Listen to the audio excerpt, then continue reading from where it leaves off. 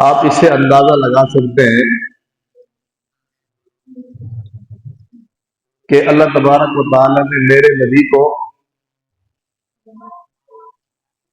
کتنے زیادہ معجزات عطا کیے ہیں۔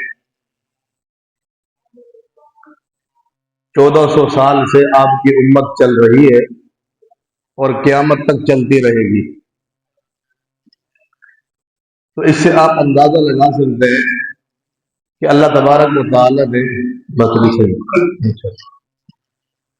اللہ تعالیٰ نے جناب نبی کریم صلی اللہ علیہ وسلم کو کتنے زیادہ معجزے عطا کیے ہوں گے۔ آپ صلی اللہ علیہ وسلم کے چھوٹے چھوٹے جو معجزات ہیں وہ تو شمار کرنا کسی کے بس کی بات نہیں ہے، ان کو تو گننا ممکن نہیں۔ جیسے چاند کا 2 ٹکڑے ہو جانا، یہ بھی میرے نبی کا معجزہ ہے۔ رسول اللہ صلی اللہ علیہ وسلم نے کھانے کے اوپر دم کیا، آپ علیہ السلام نے تو کھانا جو تھا وہ چند افراد کا تھا، لیکن 300 سے زیادہ افراد پر وہ کھانا مکمل ہو گیا، یہ بھی معجزہ ہے۔ رسول اللہ صلی اللہ علیہ وسلم کی انگلیوں سے پانی کے چشمے جاری ہو جانا، یہ بھی میرے نبی کا معجزہ ہے۔ اور مردہ روح کا حضور علیہ السلام سے کلام کرنا، یہ بھی میرے نبی کا معجزہ ہے۔ پتھر جو آواز نہیں نکالتے، جن کے اندر جان نہیں ہے، وہ بھی میرے نبی کو اگر سلام کرتے ہیں تو یہ بھی میرے نبی کا معجزہ ہے۔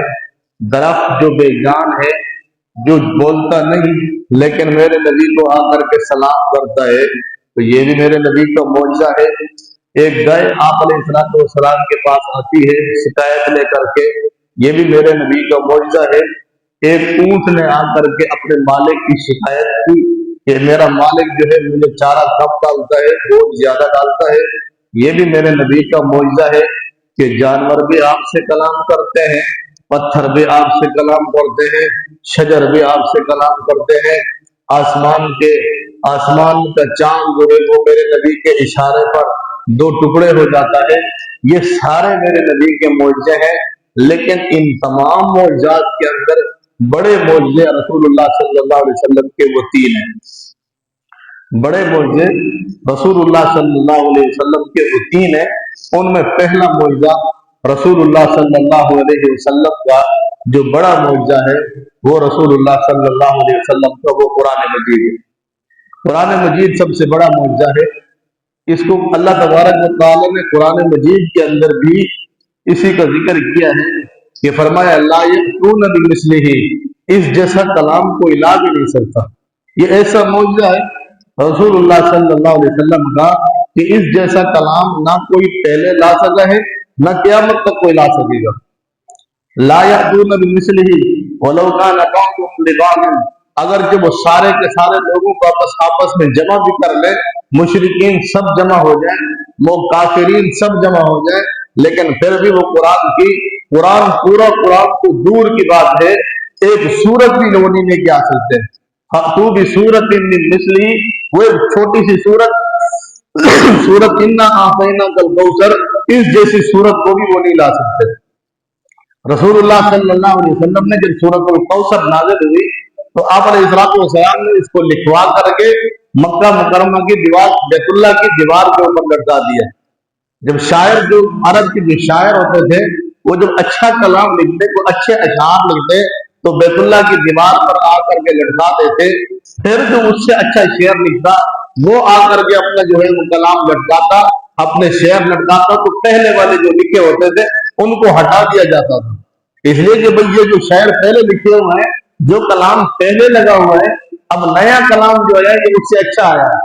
لیکن جب اللہ تبارک و تعالیٰ نے سورت الکوثر کو نازل کیا اور آپ علیہ السلام نے اس کو لکھوا کر کے بیت اللہ کی دیوار پر لگوا دیا، اب اس کے بعد کسی میں ضرورت نہیں ہوئی، اب اس کے بعد کسی میں طاقت نہیں ہوئی، کسی کے اندر ہمت نہیں ہوئی، کسی کے اندر قوت نہیں ہوئی، طاقت نہیں ہوئی، اور کسی کے اندر ضرورت نہیں ہوئی کہ اس کے مقابلے کا کوئی کلام لا سکے۔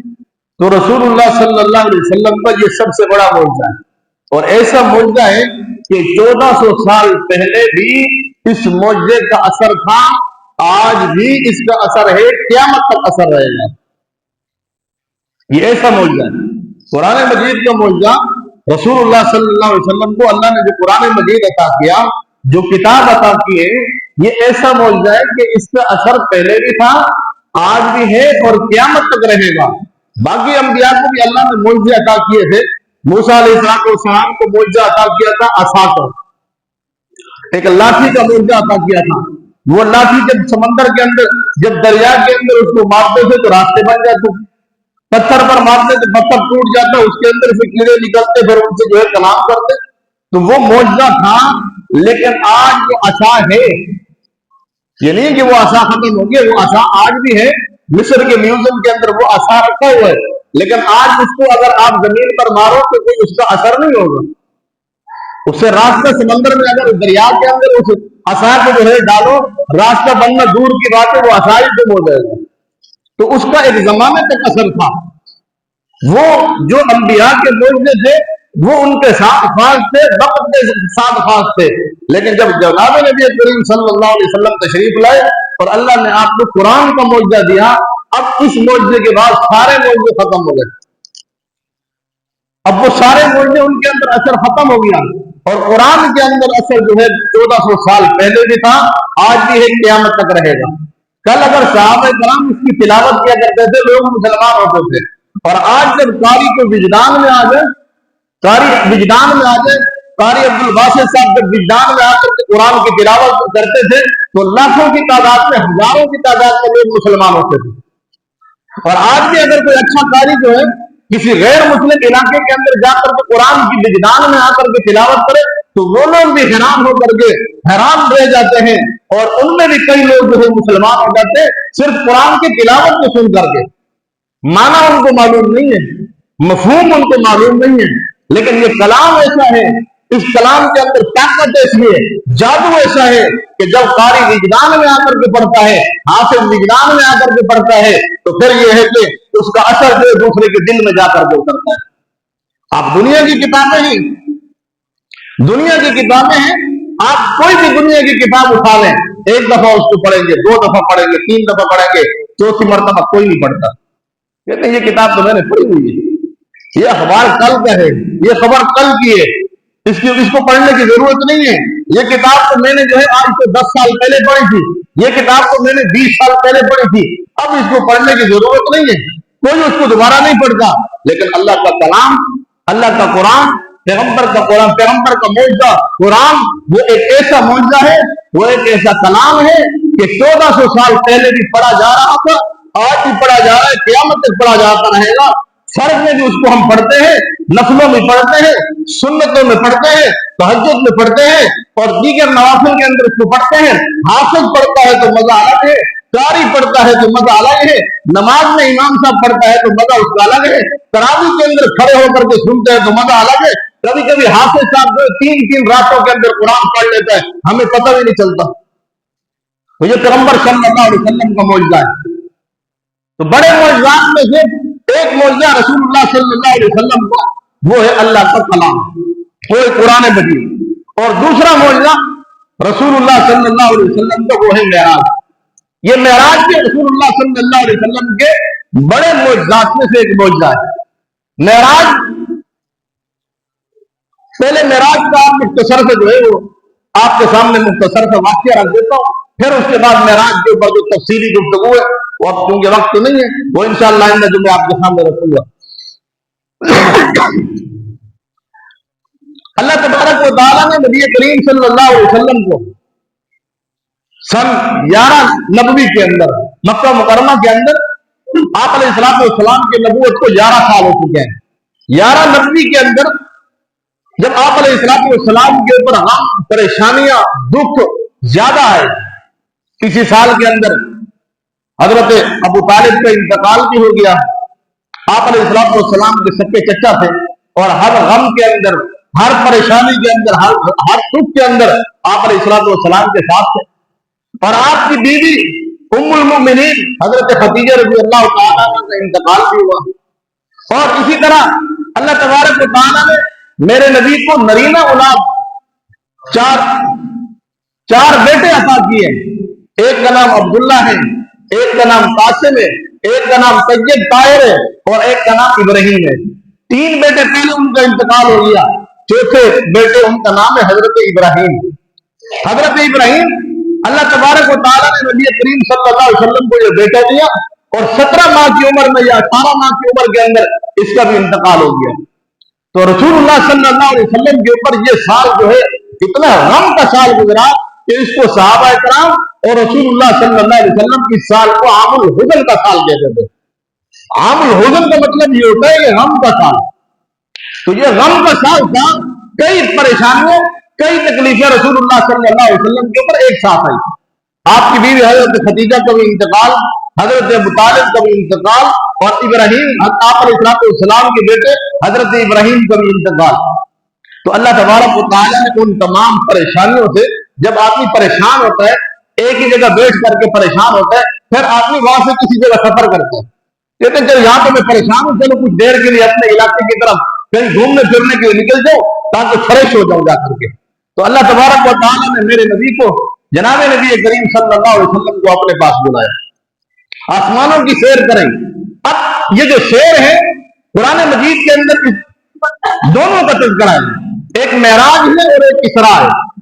इसरा कहते हैं सुब्हानल्लज़ी असरा बिअब्दिही लैलन मिनल मस्जिदिल हराम इलल मस्जिदिल अक़सा। शेर, इसका तज़किरा कुरान मजीद की इस आयत के अंदर है, 15 पारे के शुरू के अंदर, इब्तिदा के अंदर सूरत बनी इसराइल है। फरमाया सुब्हानल्लज़ी असरा बिअब्दिही, पाक है वो जात जिसने अपने बंदे को रातों रात जो है एक सैर कराया, रातों रात जो है सफर कराया। रात के मुख्तसर हिस्से के अंदर आप अलैहिस्सलाम मक्का मुकरमा के अंदर उम्मे हानी के घर में, जो आपकी फूफी जाद है, उनके घर में आप अलैहिस्सलाम सो रहे थे। इतने में हजरत जिब्राइल अलैहिस्सलाम और आपके साथ फरिश्तों की जमात है, वो तशरीफ लाए और आए इस अंदाज में कि आपने आता तो दरवाजे से में, लेकिन जब इस मरतबा जिब्राइल अलैहिस्सलाम और आपके साथ फरिश्ते आए तो वो छत के जरिए से आए।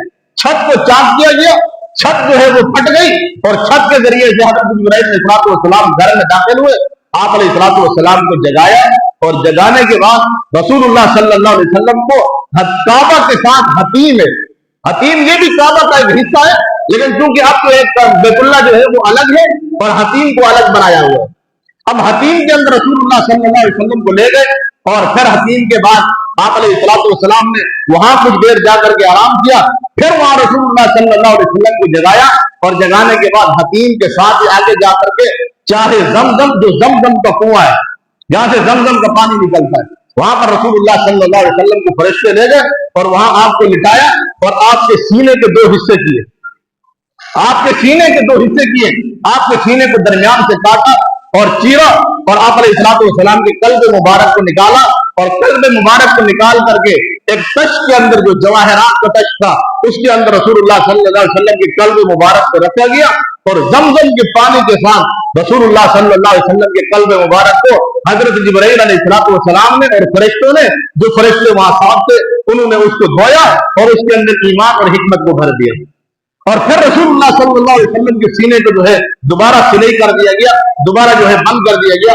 और फिर यहाँ से रसूलुल्लाह सल्लल्लाहु अलैहि वसल्लम के जो सफर शुरू होता है, एक सवारी को लाया गया, जो सवारी जो है जन्नत से लाई गई, उसका नाम है बुराक।